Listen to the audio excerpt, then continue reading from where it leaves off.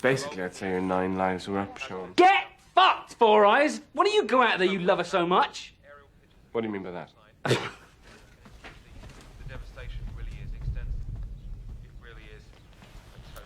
I don't know what he meant by that. Everybody makes videos on Edgar Wright, don't they? Everybody makes videos talking about his fast cuts, his use of music, his parallels, repeating lines. Shut it!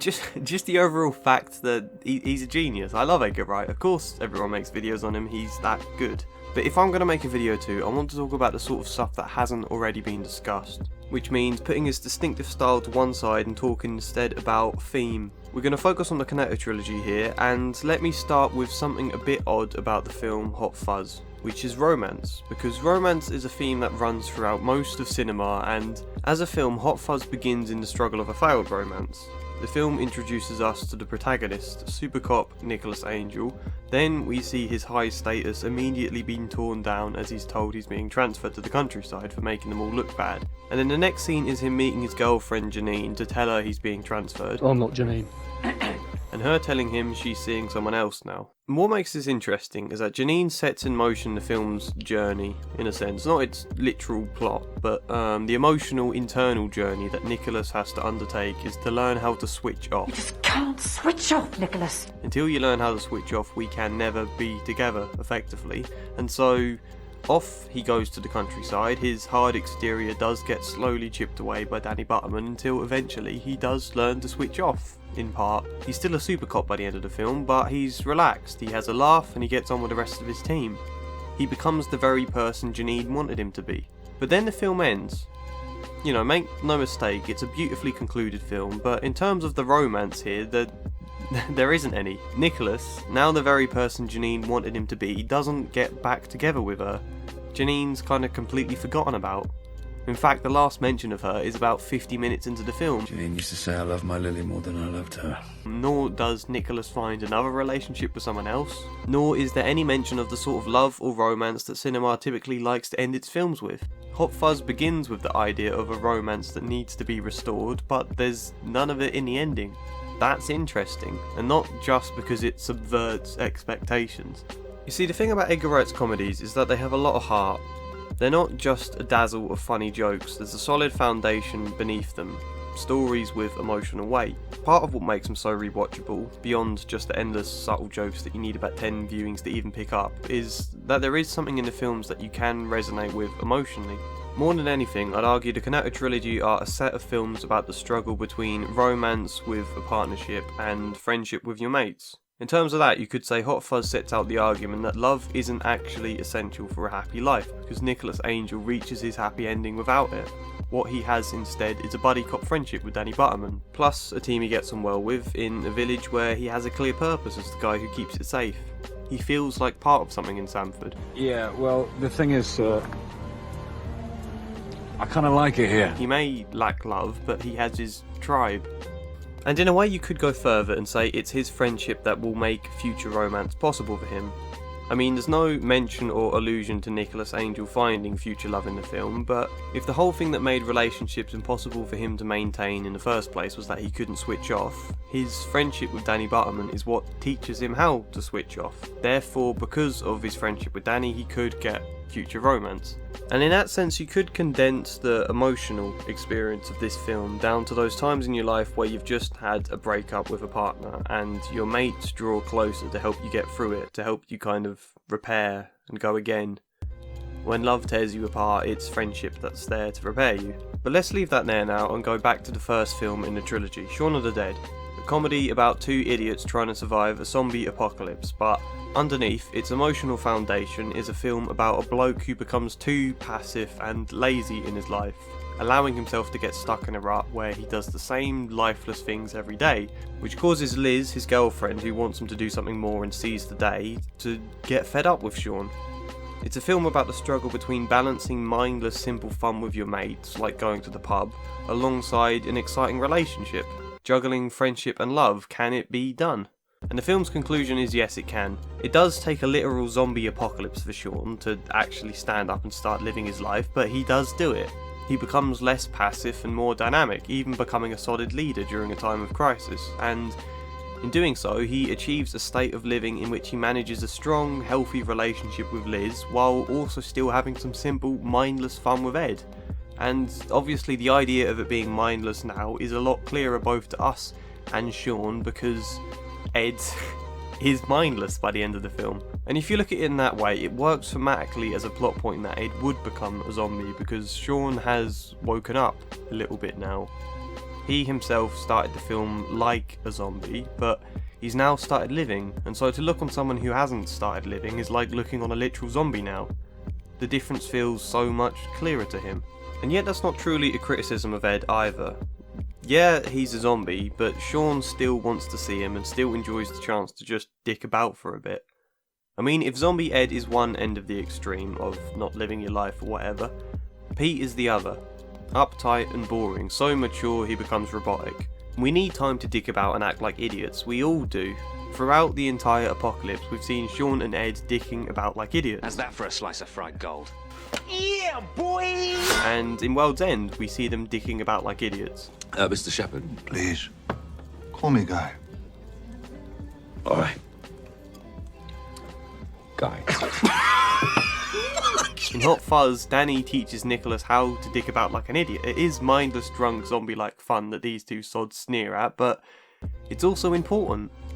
We need it in our lives. The people who take their lives too seriously are not truly living. It's just you need a balance, which Shaun achieves by the end of the film. He has a happy home with Liz, but whenever he needs to, he'll pop out to the shed and piss about with his best mate.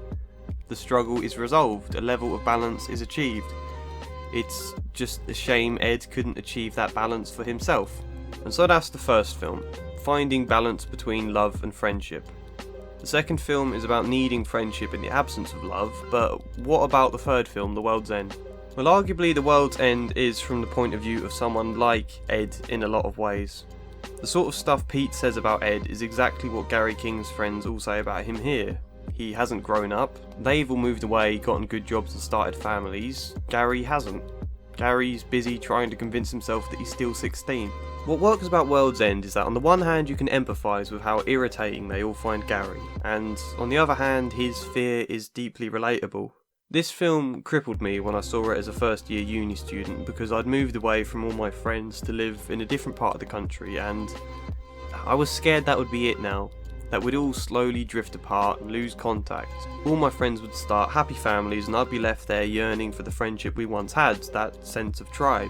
You've got everything you want! What are you talking about? Oh, you've got your perfect job and your perfect house and your perfect wife! What if all these friends that mean so much to me now, what if we end up not seeing each other for another 10 years and then we randomly attempt to have a reunion like this, but so much time has passed that we don't really have much in common or even get on anymore? Personally, I think that's the scariest fear there is about getting old. Not that you lose your youth with age, but that you might lose your friends and the people that meant so much to you. Exactly, you fight for what's important. What's so important about the Golden Mile? It's all I've got! The World's End, though, is another film where the protagonist finishes without the love interest. Steve gets her. Out of the three who survive, Gary is the only one who doesn't find romance, and arguably he never grows up either. That's what I find particularly interesting about this film. Gary doesn't really have any character arc. He just wants to get his mates together and do the Golden Mile, so he gets them together, finishes the Golden Mile in spite of an alien invasion, and then beyond the aftermath he goes and does more pub crawls with robot versions of his mates. He's drinking water now, so I mean I guess you could call that an arc, that he drinks water instead of alcohol, but otherwise he never changes. He never grows up in all the ways his friends tell him to. Sam never falls for him like he hopes because she thinks he's too childish. He just stays exactly the same. And instead it's the others who change. Gary gives his mates what Ed gives Shaun, in a sense.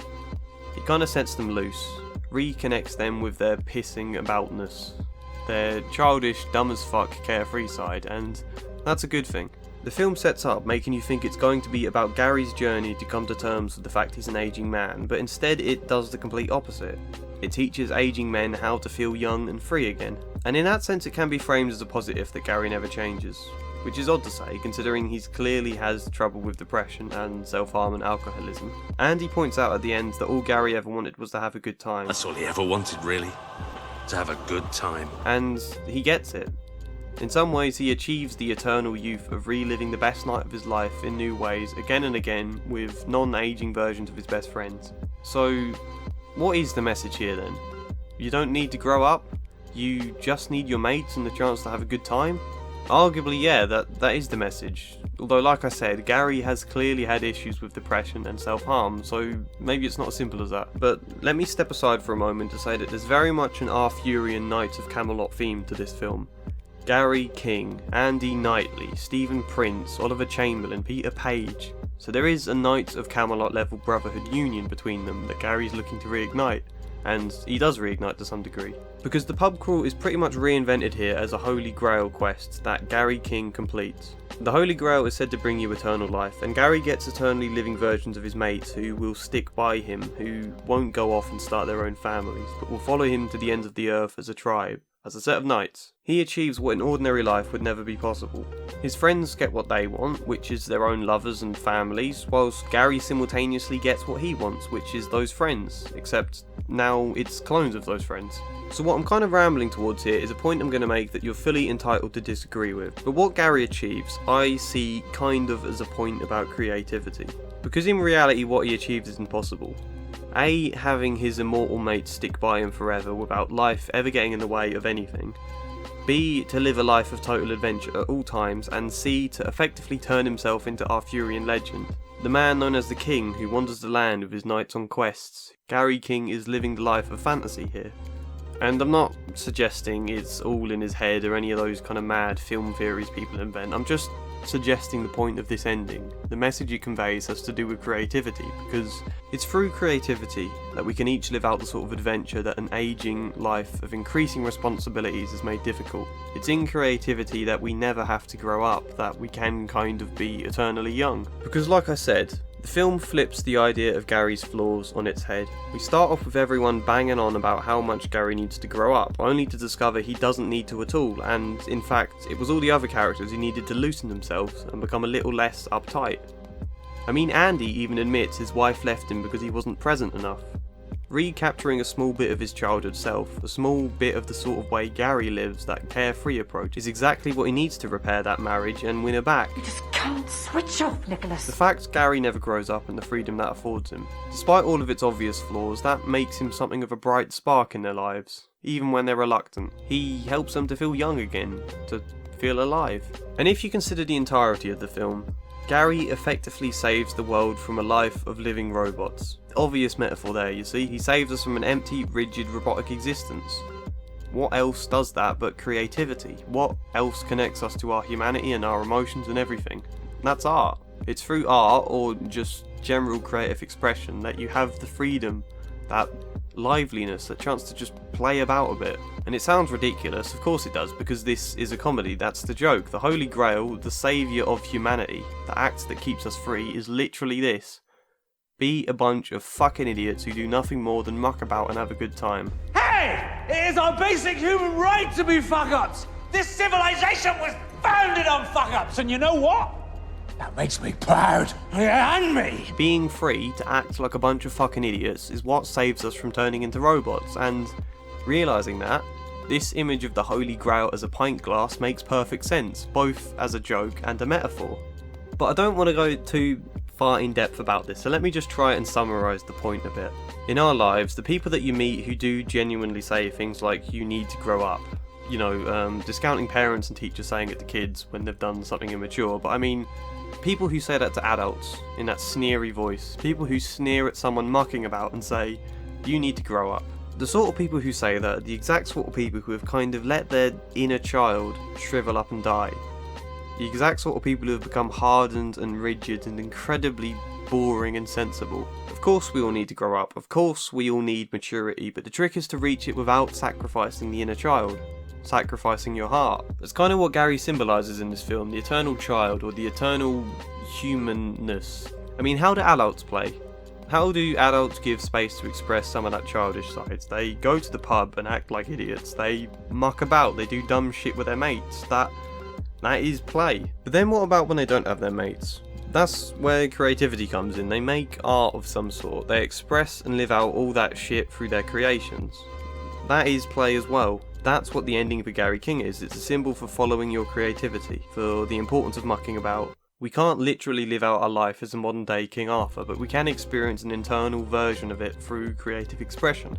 And I hope I've explained that in a way that makes sense. If I haven't, just ask in the comments and I'll try and clarify it a bit more. And like I said, feel free to disagree with that because I can see why you might, but I think the joke metaphor about the saviour of humanity as a pint glass is a strong point that is, I don't know, I'd feel that's hard to disagree with. To err is human. To err is human! So, Let's quickly look at the trilogy overall again though, because we've got a trilogy about the struggles between friendship and romance, between growing up and staying young, between being a responsible adult and being carefree. Shaun of the Dead showed us a balance can be achieved. Hot Fuzz showed us when we lack one side, the other can maintain and repair your suffering.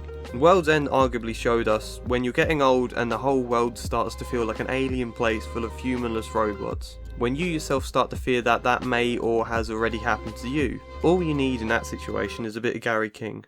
Tragic and sad as he seems throughout the entire film, he's also partly right. We do need a bit of Gary King.